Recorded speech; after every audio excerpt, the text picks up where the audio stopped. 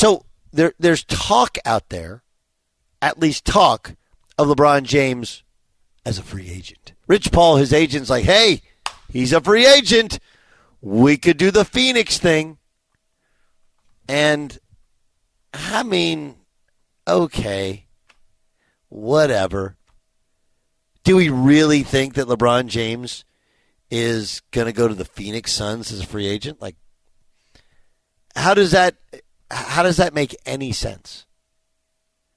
You know, once you go LA, once you move your kids, once you buy a big house that you scrapped and you're going to rebuild in Beverly Hills, like, you're in. And I understand that so much of this is about leverage. Right? So much of this is about leverage. Can I get the coach I want? Will they draft Bronny James? Will they get players around me that I want? It's a power play from LeBron. But when you go in with leverage, you got to be willing to take whatever deal you're saying you could take. And if you're really going to be a free agent, that allows the Lakers to really shop a sign and trade. But it's fascinating to me that the two trades that depleted the Lakers roster the most were both trades essentially made or pushed by LeBron and his camp. Right? There's no question Anthony Davis has been a great player when he's been healthy. His health has gone up and down. But they moved mountains to get that deal done. And then to get the Russell Westbrook deal done, they moved mountains. They gave away a bunch of pieces that they could use as assets. Rob Pelinka's had his own mistakes that he's made. The Alex Caruso thing, without any question, derailed it. And look, they had a championship team in the bubble, and they chose to essentially break it apart. Break it apart. They didn't value enough what they had.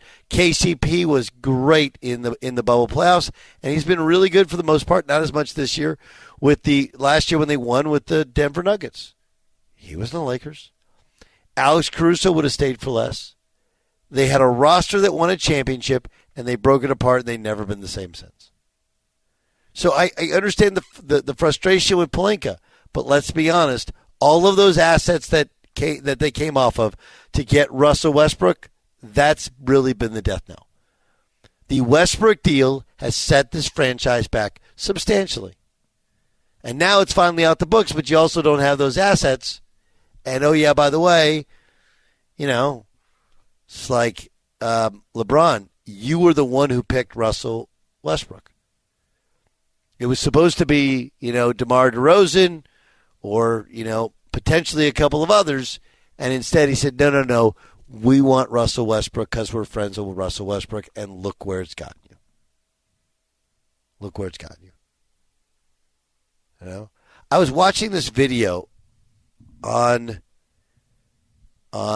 Twitter earlier today. I went into one of these vortexes where I'm watching this video, and there's a place, I think it's it's like off the coast of Africa, where ships come in and they have empty oil drums, and you have these rubber boats come up, and they have fruits and vegetables for the crew that they sell. It's a barter system for the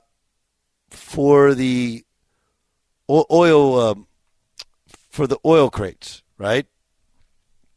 And so you'll see them push these, big drums that used to hold oil off of the ships, and then these guys will collect them and they'll trade them for fruits and vegetables. And the thinking of it is, it's like the street value is like $30 for these oil drums. But if they have empty oil drums and they get to port, they get taxed on them, and there's also a charge for the toxic waste. So it's cut and bait on a loss. And you do wonder if the Lakers ever get to that part to where this has been great. He won us a title, Right? He won us the title. That's awesome. He set the all-time scoring mark in our jersey. We have that. We'll never have that. We'll never be without that. We've drummed up a lot of interest. We've gotten back to a championship level. We've been in the playoffs the past 2 years, but we're topping out. It's not getting better. I know it won't happen, but is there a part to where they go, hey, look, we have these empty oil drums. We have LeBron James coming to an end. Is it worth it to keep him, considering, just tries to leverage us at every possible time, and the decisions that he wants to leverage us with, like, those aren't the best ones. So to answer the question, no, I don't buy any of this crap. I didn't buy it last time when everybody knew he was going to the Lakers and he showed up at Cleveland. He's doing the same thing now. He just happens to show up at a Cleveland playoff game. Now his son is only going to work out for the Suns and the Lakers. I'm the Lakers. Call his bluff. Suns want to draft Bronny? Go for it. Go for it. He can't help anybody this coming year win games that matter. So it's one of those things where I believe in leverage. I understand that star players have had it. And I think, honestly, you look at the downfall of the Bucks, right? Most people think that Giannis was the guy that he could have saved Bud. He chose not to. Okay.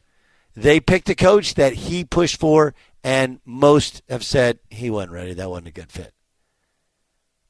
And then the team very likely thought, we need to do something different in order to keep Giannis here.